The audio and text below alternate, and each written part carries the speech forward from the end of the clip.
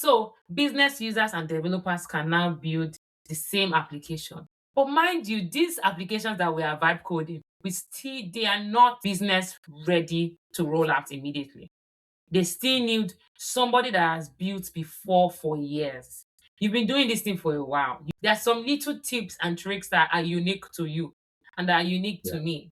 There are little hiccups that you've been able to work around with. I remember when the big thing that everybody was going through was delegation issue Yeah. in building application, and everybody found their own unique way of getting over the delegation issue. If you open an application and build that I bypass delegation and the application Kayode built and it bypassed delegation, we possibly did it in two different ways, but we Yeah. both bypass delegation. And so a business user that is just starting does not know what delegation issue means. They just explain to this wonderful bot, can you build me an application? And when they get to delegation issue, guess who they are going to meet? Me Yeah. that have been. So I think even though business users are now able to build these applications, there are also more complex applications that business users would still not have the time for. Fine, we know that Taro can vibe code and HR application for them, but there are complexity in data structures, there complexity in relating to APIs. We need to create custom connectors. We still need actual local developers for that.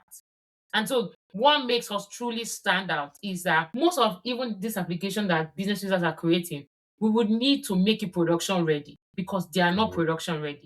They can vibe code the applications, but is it according to the standard that we've always built? Are they ALM compatible? Because Right. it's different forms. It's a different case where Steve in Arrow vibe coded this beautiful application. Yes, Steve has vibe coded this beautiful application, and Steve put in security rules for people that will access data in that beautiful application. Does Steve knows that he should not give system customizer role to everybody? Does Steve know that everybody should not be a global administrator? They still need people like me and you that have spent time and time again understanding this thing. That's why we as the developers, we should also be forefront of this AI conversation.